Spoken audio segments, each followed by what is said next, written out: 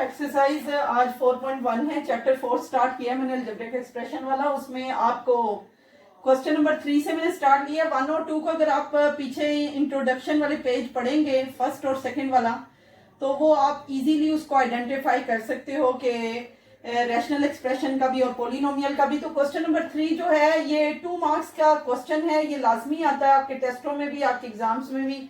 उस रेफरेंस से मैं क्वेश्चन नंबर 3 स्टार्ट करने लगी हूँ। क्वेश्चन नंबर 3 के जितने 8-9 पार्ट हैं ये सब बहुत इंपॉर्टेंट है। तो मैंने फर्स्ट पार्ट से सोल्यूशन स्टार्ट किया। असल में क्वेश्चन की डिमांड ये है कि आप ये जो गिवन रैशनल एक्सप्रेशंस आप लोगों को दिए हुए हैं इनको रिड्यूस करना है। रिड्यूस करने का तरीकाकार क्या होता है कि आप उसको डिवाइड करके जो कॉमन एलिमेंट उनके दरमियान एग्जिस्ट कर रहा होता है उस कॉमन एलिमेंट को यूज करते हुए आप उसकी कटिंग करेंगे। तो इस तरह से ये रेशनल एक्सप्रेशन आपके रिड्यूस हो जाएंगे। जैसे 120 है और इधर 30 है, x square Y cube z5, इधर 30x cube Y z square. आप देख रहे हैं ये दोनों भी लाइक टर्म है, ये वाई वाली भी लाइक टर्म है और z वाली भी लाइक टर्म है। और इसके अलावा सॉरी ये लाइक टर्म कह रही हूं मैं, इसको कह रही हूं कि सेम बेस है। ये देखें आप, y है, ये भी y है, ये z है, ये भी z है, इधर ये x है, ये भी x है, ये सेम बेसिस हैं। तो इनके एक्सपोनेंट तो आपस में सब्ट्रैक्ट हो जाएंगे, ये कोशेंट ला अप्लाई हो जाएगा। और 30 120 अगर डिवाइड करें 30 के साथ तो आपका आंसर क्या आता है 4। इसको तो हमने पहले डिवाइड करके 4 आंसर ले लिया। x सिंगल बेस मैंने उठाई है तो ये 2 है और ये नीचे डिनोमिनेटर में x क्यूब है, ये एक्सपोनेंट ऊपर जाके सब्ट्रैक्ट हो जाएगा, 2 - 3 हो जाएगा, इधर y क्यूब माइनस 1 हो जाएगा, जिसकी कोई पावर नहीं होती उसकी 1 पावर होती है, और z5 - 2 हो जाएगा।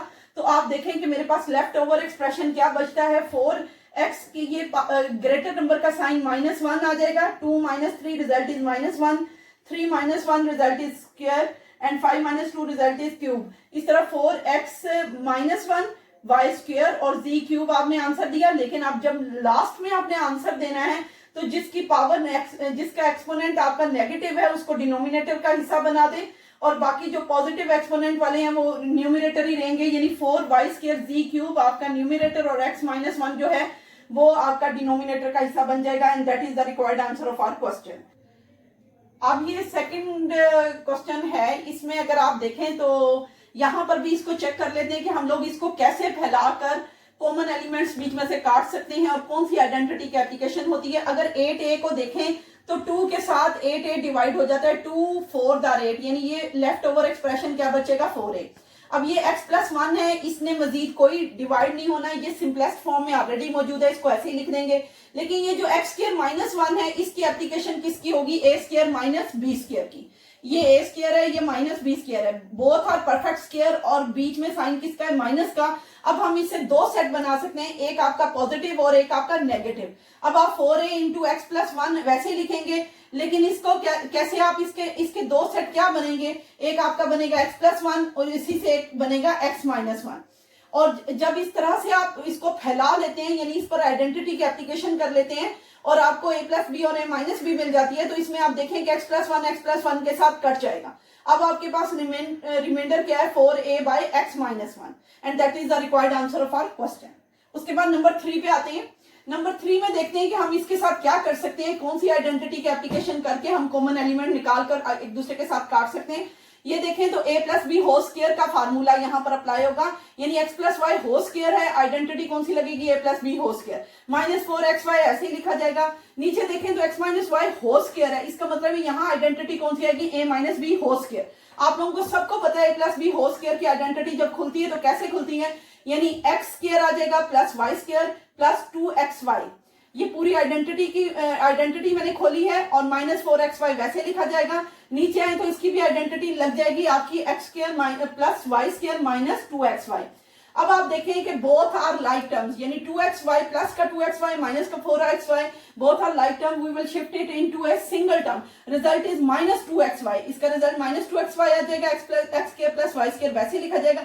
अब देखा जाए तो ऊपर वाली और नीचे वाली दोनों आइडेंटिटी सेम है, एक दूसरे के साथ काट देंगे तो आंसर इज 1।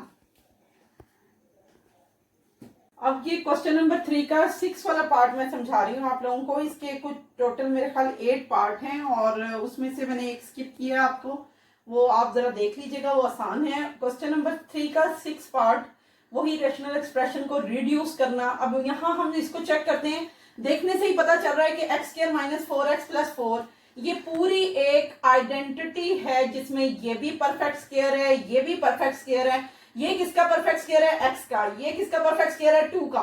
तो बीच में साइन किसका आ रहा है? माइनस का, तो मैं इसको लिख सकती हूँ x माइनस 2 होल स्क्वायर। उसके बाद इसको देखें तो ये इसमें से 2 को कॉमन ले लें तो बाकी क्या बचता है? X square minus 4। अब आप देखें कि मैंने 2 कॉमन लिया तो मेरे पास यहाँ तो एक्स स्क्वायर वैसे ही आ गया, माइनस का साइन वैसे आ गया, 8 का 2 का टेबल 8 तक पढ़े तो 2 4 द 8। अब ये भी परफेक्ट स्क्वायर है, ये भी परफेक्ट स्क्वायर है, बीच में माइनस का साइन है, तो इस पर आइडेंटिटी कौन सी चलेगी? ए स्क्वायर माइनस बी स्क्वायर। यानी इससे आपके दो सेट बनेंगे, एक एक्स प्लस 2 का, एक एक्स माइनस 2 का। अब हम इसको आगे चलाते हैं तो x माइनस 2 होल स्क्वायर का मतलब है दो इसी तरह के सेट, यानी x minus 2 into x minus 2, यानी इसको दो दफा लिखा जा सकता है, इसी सेट को दो दफा लिखा जा सकता है। अब हम नीचे आए तो ये 2 इंटू तो वैसे ही रहेगा, लेकिन चूंकि ये एक परफेक्ट स्क्वायर है, बोथ आर परफेक्ट स्क्वायर और बीच में साइन माइनस का है, तो ये आइडेंटिटी है स्क्वायर माइनस बी स्क्वायर। इसको मैं फैलाकर कैसे लिख सकती हूँ? x minus 2 into x plus 2। अब x माइनस 2 एक सेट से कट जाएगा। अब मेरे पास यहां से क्या बचा है? न्यूमिनेटर में x माइनस 2 और डिनोमिनेटर में क्या बचा है? 2 into x plus 2। So that is the required answer of our question. अब हम चलते हैं 8 नंबर पार्ट, इसी के 8 नंबर पार्ट पे। तो इसका जो 8 नंबर पार्ट है उसको जरा चेक करते हैं कि ये क्वेश्चन क्या है। इसमें पहला देखें तो 9x स्क्वायर लिखा हुआ है, तो देखा जाए तो ये खुद एक परफेक्ट स्क्वायर है। माइनस करके ये पूरा इसका एक स्क्वायर लिया हुआ है, x square minus 4 whole square, divide करते हुए 4 plus 3x minus x square, यानी ये एक अलहदा आपके पास एक परफेक्ट स्क्वायर है। सॉरी, ये एक अलहदा इन्होंने आपको एक्सप्रेशन दिया हुआ है। अब हम देखते हैं तो क्या हम 9x स्क्वायर को 3x होल स्क्वायर में कन्वर्ट कर सकते हैं? Because 9x square is a perfect square, so we can easily convert it into a perfect square form, and the square form of 9x square is 3x whole square. आगे जो ये square है ये ऐसे ही लिखा जाएगा। अब आपके पास ये भी स्क्वायर है, ये भी स्क्वायर है, बीच में माइनस का साइन है, तो आइडेंटिटी दोबारा मैं वही बता दूं, ए स्क्वायर माइनस बी स्क्वायर की आइडेंटिटी आएगी। एक दफा ये साइन माइनस का होगा, एक दफा ये प्लस का होगा। जब ये साइन प्लस का होगा तो अंदर का साइन चेंज नहीं होगा, लेकिन जब ये साइन माइनस का आएगा तो अंदर का साइन चेंज हो जाएगा। इसको कैसे लिख सकते हैं? 3x plus x square minus 4, यानी वैसे ही लिख दिया। अब 3x minus x square plus 4, आपको पता है प्लस 4 क्यों किया? क्योंकि बाहर माइनस का साइन था तो अंदर का साइन क्या हो जाएगा? प्लस 4। नीचे वाला एक्सप्रेशन वैसे ही लिखें। अब आप देखें कि ऊपर वाले दो एक्सप्रेशन में से कौन सा डिनोमिनेटर वाले एक्सप्रेशन के साथ मैच होता है। अगर मैं देखूं तो 3x ये पॉजिटिव है, यहाँ पे भी पॉजिटिव है, ये नेगेटिव एक्स स्क्वायर है, यहाँ भी नेगेटिव एक्स स्क्वायर है, ये प्लस 4 है, ये भी प्लस 4 है, तो इन दोनों को आपस में काट देंगे और ये जो एक्सप्रेशन आपका रह गया इसको नीचे ले आएंगे। अब इसको एक डिसेंडिंग ऑर्डर में अरेंज करें तो हाईएस्ट एक्सपोनेंट पहले ले आएंगे एक्स स्क्वायर, उसके बाद क्या आएगा? प्लस का 3x माइनस 4, यानी ये आपकी अरेंजमेंट हो जाएगी। So that is the required answer of our question.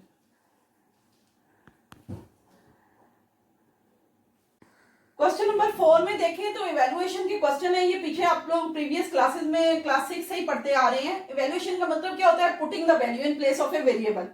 यहाँ अगर आप क्वेश्चन को देखें अपनी बुक की तरफ तो वहां पर x और y और z सबकी वैल्यू दी होगी। आप लोगों ने जस्ट इस पूरे एक्सप्रेशन को उठाते हुए अगले स्टेप में उन उन वेरिएबल्स की वैल्यू पुट करनी है।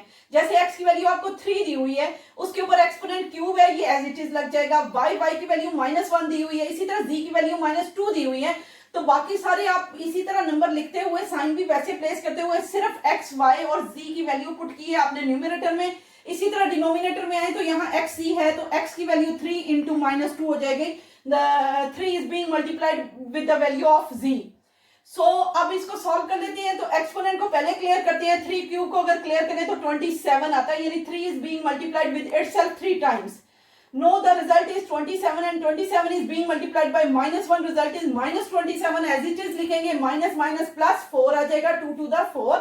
उसके बाद 3 टू द 6 -6 आ जाएगा, -27 plus 4, both opposite sign give us the operation negative, give us the result negative, so the result is -23 and denominator is -6। Minus minus क्या होता है? प्लस, यानी एक दूसरे के साथ साइन कट के answer is 23/6। No numerator is greater than denominator, no we will convert it into improper fraction, तो वो आपने शिफ्ट कर लेना है इसको कि 23 को अंदर रखें, 6 से डिवाइड करें तो आंसर इज 3 होल 5/6। इसी तरह बाकी के पार्ट आप आराम से सॉल्व कर सकते हैं। ये क्लास 6 से आप इवेल्युएशन वाले क्वेश्चन कर रहे हैं। Evaluation mean just place the values in place of a variable, और उसके बाद आप लोगों ने इस तरह से आंसर मालूम कर लेना है।